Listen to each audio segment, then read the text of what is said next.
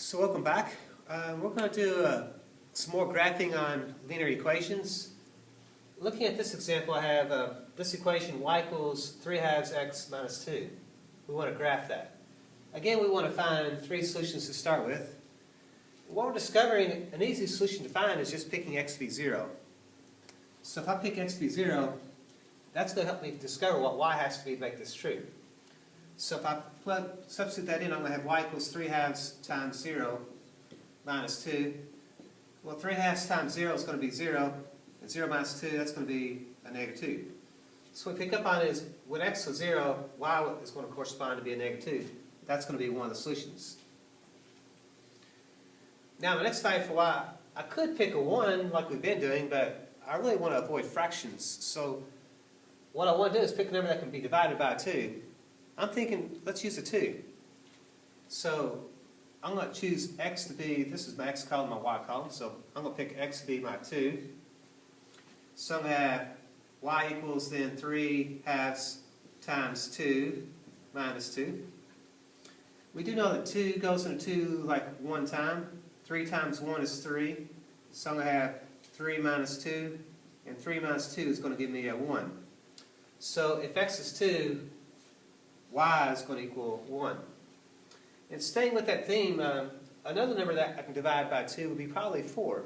So I'm going to choose 4 as a value. So 3/2 times 4 minus 2.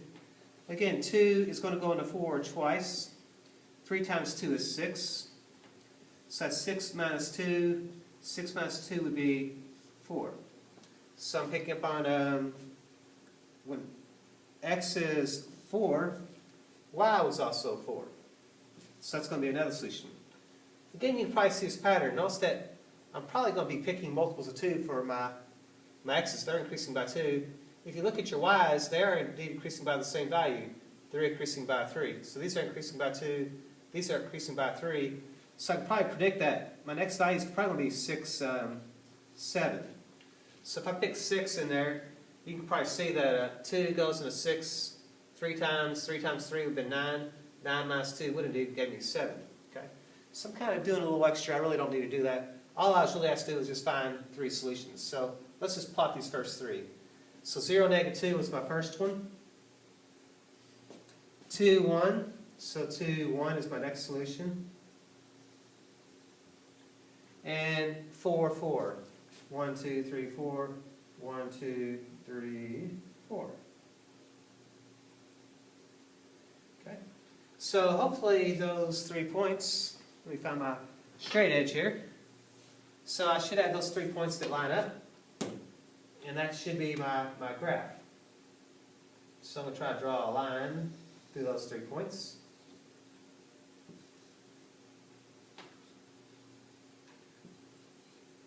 So again, I've achieved my goal.